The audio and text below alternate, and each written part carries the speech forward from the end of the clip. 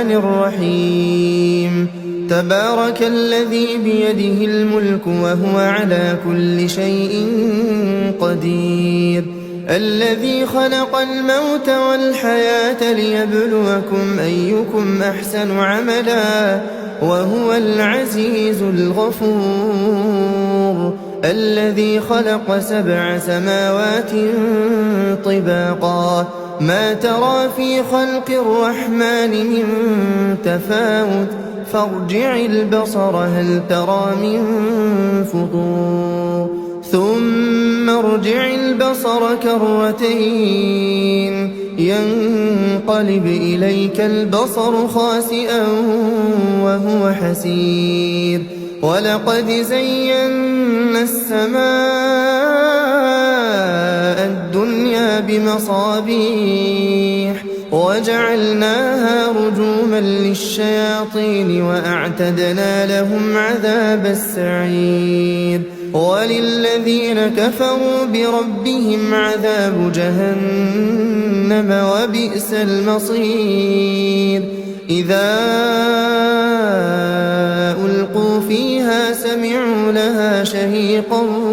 وهي تفور تكاد تميز من الغيظ كلما ألقي فيها فوج سألهم خزنتها ألم يأتكم نذير قالوا بلى قد جاءنا نذير فكذبنا وقلنا ما نزل الله من شيء إن أنتم إلا في ضلال كبير وقالوا لو كنا نسمع أو نعقل ما كنا في أصحاب السعير فاعترفوا بذنبهم فسحقا لأصحاب السعير إن الذين يخشون ربهم بالغيب لهم مغفرة وأجر كبير وأسروا قولكم أو اجهروا به إنه عليم بذات الصدور ألا يعلم من خلق وهو اللطيف الخبير هو الذي جعل لكم الأرض ذلولا فامشوا في مناكبها وكلوا من رزقه وإليه النشور أأمنتم من في السماء أن يخسف بكم الأرض فإذا هي تمور أم أمنتم من في السماء أن يرسل عليكم حاصبا فستعلمون كيف نذير ولقد كذب الذين من قبلهم فكيف كان نكير أولم يروا إلى الطير فوقهم صافات ويقبضن ما يمسكهن إلا الرحمن إنه بكل شيء بصير أمن هذا الذي هو جند لكم ينصركم من دون الرحمن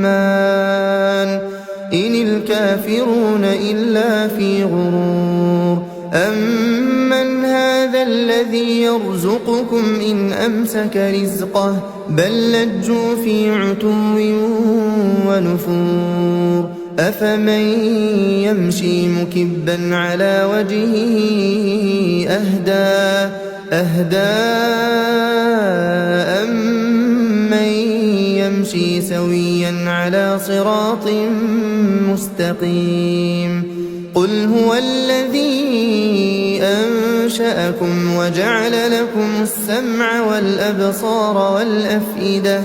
والأفئدة قليلا ما تشكرون قل هو الذي ذرأكم في الأرض وإليه تحشرون ويقولون متى هذا الوعد إن كنتم صادقين قل إنما العلم عند الله وإنما أنا نذير مبين فلما رأوه زلفة